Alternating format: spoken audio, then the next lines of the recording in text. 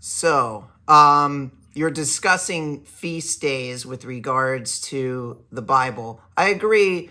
You have more of the biblical commands from the book of Leviticus, and from the Torah.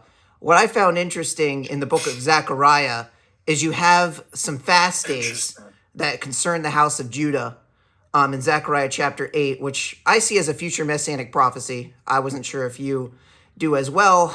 It talks about a future time when the Gentile nations will stream to Jerusalem, pull on the skirt of a Jew, and then say, I have heard that God is with you. So in Zechariah chapter 8, verse 19, it says, so said the Lord of hosts, the fast of the 4th month, the fast of the 5th month, and the fast of the 7th month, and the fast of the 10th shall be for the house of Judah, so the Jews, for joy and happiness and for happy holidays, but love, truth, and peace, right? That's in context with the future messianic times. So whoever the real Jews of the Hebrew Bible are should have a history of keeping these fast days of mourning until the future time when these festivals or these fast days will turn into festivals of joy. And how do you know he's not keeping them? How do you know he's not keeping them? Why are you making assumptions? Well, I'm not saying he is or he isn't. I know that my people have kept them for over the past 2,000 years. Your people aren't even religious. Israelis aren't precisely 60% of your nation is secular. That's one. Well, I'll ask you. Do you keep these fasts? Hold on, real quick. I do. Do you? So what are the days? What are these fasts?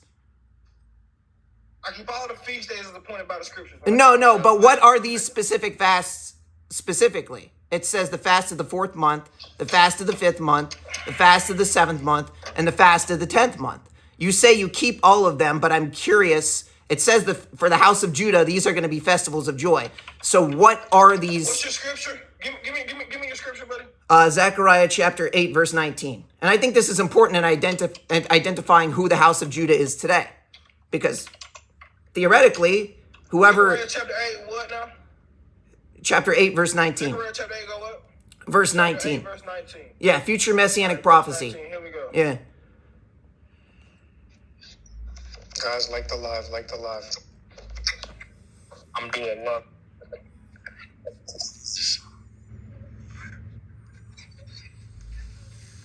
I feel like it would be a good identifying marker for who the Jews are today, who has a history of keeping these fasts. I don't think it would at all. One, because the Bible tells us explicitly that the Jews will lose their heritage. Jews would not be doing everything that God's supposed to do. Quite frankly, we see within the scriptures multiple times. Quite frankly, you know this. You're a biblical historian. You claim to be a biblical historian. You know this. You know that the northern kingdom almost never kept the laws of God. Well, this isn't talking about the northern kingdom, though. They never kept what God would. Yeah, this is talking specifically about the house of Judah.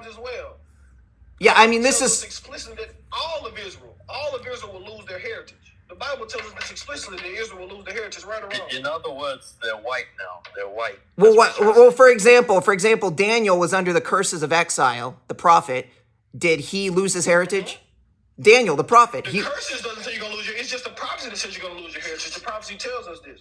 So you don't. Okay. So every single Jew must lose their heritage in order for them to be a Jew. Not every single one. Not every single one. It's never. Okay, thank you. So then, why are you claiming that Jews can't be Jews if they remember their heritage? Can you admit that? It's not claiming that Jews can't be Jews. They don't. It's that majority of Jews won't remember their heritage. That's one. Two. All right. The reason well, I'm glad you admit that you don't have to lose your heritage in order to be a Jew. So thank you for recognizing that. Cool, no problem. It's never absolute. So I got no issue saying nothing is ever absolute. Of course not. My argument for Ashkenazi not being Jews